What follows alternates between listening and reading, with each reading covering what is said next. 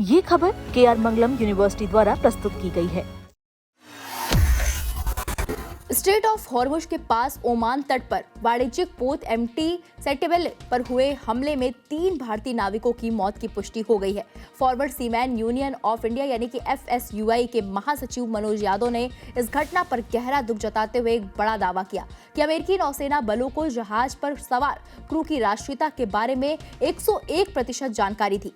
अब संयुक्त राष्ट्र में भी भारत में पश्चिम एशिया संकट के बाद लगातार कारोबारी जहाजों पर हो रहे हमले का मुद्दा उठाया जा रहा है। 2 दिन पहले भी एक तेल टैंकर पर अमेरिकी हमले के बाद तकरीबन 2 दर्जन भारतीय मूल के नाविकों की जान पर बनाई थी।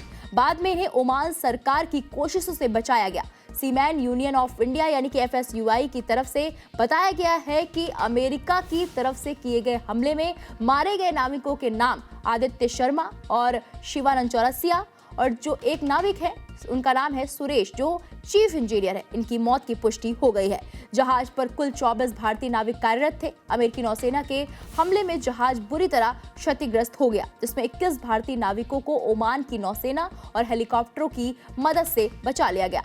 हमला 9 जून को हुआ, तब जहाज पर ईरानी तेल निर्यात से जुड़े ब्लॉकेड का उल्लंघन करने का आरोप लगाते हुए अमेरिकी नेवी की तरफ से हमला किया गया।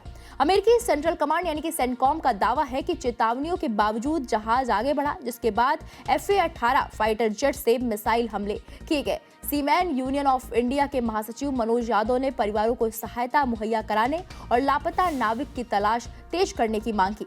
विदेश मंत्रालय और भारतीय दूतावास ओमान में बचाव कार्य में लगे हैं। इस घटना ने क्षेत्रीय समुद्री सुरक्षा पर सवाल उठाए हैं, खासकर स्ट्रेट ऑफ हॉर्मुज जैसे महत्वपूर्ण जलमार्गों पर, जहां विश्व व्यापार का बड़ा हिस्सा गुजरता है। भारत हजारों नाविकों को रोजगार देने वाले मर्चेंट नेवी सेक्टर की सुरक्षा को प्राथमिकता दे रहा है। सरकार ने सभी जहाज मालिकों और नाविकों की सतर्क रहने की सलाह दी। क्षेत्रीय तनाव कम करने और नागरिक जहाजों की सुरक्षा सुनिश्चित करने के लिए अंतर्राष्ट्रीय समुदाय से अपील की जा रही है। भारतीय विदेश मंत्रालय ने इस घटना को गंभीरता से लिया और अमेरिका के कार्यवाहक राजदूत charge D affairs Jason mix को तलब कर अपनी गहरी चिंता और आपत्ति व्यक्त की।